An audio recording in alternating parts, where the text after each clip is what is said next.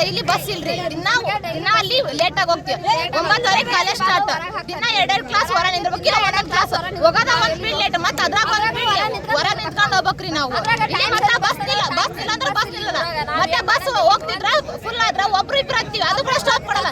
Stop ಮಾಡಿ ಒಬ್ರು ಇಬ್ರು ಹತ್ತೀವಿ, ಅದು ಕೂಡ ಇಲ್ಲ. ದಿನ ಡೈಲಿ ಅದೇ ಬಾಳವ್ರಿ ನಮಗ. ಮತ್ತೆ ಕ್ರಾಸಿಗೆ ಇರ್ತಾರ, ಊರಾಗಿದ್ರು ಕ್ರಾಸಿಗೆ ಇರ್ತಾರ. ನಾಷ್ಟಾ ಸ್ಟಾಪ್ ಕೊಡ್ಬೇಕು ನಮ್ಮ ಊರಾಗ. ನಾಷ್ಟಾ ಸ್ಟಾಪ್ ಅದ ಊರಾಗ ಕೊಟ್ಟು ಖಾಲಿ ಹೋದ್ರೆ ನಾಷ್ಟ ಸ್ಟಾಪ್ ಕೊಡಲ್ರಿ. ಅದು ಡೈಲಿ ಹಿಂಗ 8 ಗಂಟೆ ನಿಂತ್ರೆ 9:30 10 ಗಂಟೆ ಬಸ್ ಸಿಗ್ತಾವ್ರಿ ನಮಗ. ಡೈಲಿ ಇದ ಬಾಳವಾಗೈತೆ ನಮಗ. ಅಲ್ಲಿ ಕಾಲೇಜ್ನಾಗ ಹೋದ್ರು ಕೂಡ ಅವ್ರು ಒಂದ್ ಪೀಡ್ ಹೊರ ನಿಂದಿರ್ತಾರ. ಅವ್ರು ಹೇಳಿದ್ರೆ ಅರ್ಥ ಮಾಡ್ಕೊಳಲ್ಲ. ಎಲ್ಲಿ ಅಂತ ಹೋಗ್ಬೇಕ್ರಿ ನಾವು?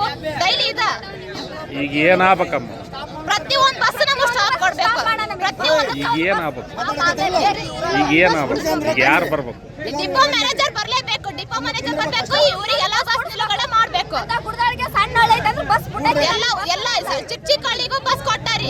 ಅಲ್ಲಿ ಬಸ್ ಸ್ಟ್ಯಾಂಡ್ ಇದ್ರು ಕೂಡ ಮಾರ್ಕೆಟ್ ಮಾಡ್ಕೊಂಡ್ರೆ ಅದನ್ನ ತಗಸ್ಬೇಕ್ರಿ. ಅಲ್ಲಿ ಬಸ್ ಹುಡುಗಿಯರಿ ನಿಲ್ಲಕ್ಕ ಜಾಗಿಲ್ಲ. ಅಲ್ಲಿ ಬೇರೆ ಕಡೆ ನಿಲ್ತೀವಿ, ಇಲ್ಲಿ ಬಸ್ ನಿಲ್ಸಂದ್ರೆ ನಿಲ್ಸಾಗಿಲ್ಲ. ನಮ್ಗ ಕುತ್ಕೊಂಡ್ರೆ ನಿನ್ನ ಒಂದು ಹುಡುಗಿ ಓದ್ಕೊಂಡ್ ಬಿದ್ದಾಡ್ರಿ. ಎಲ್ಲ ದಿನ ಹಿಂಗ ಆಗುತ್ತ.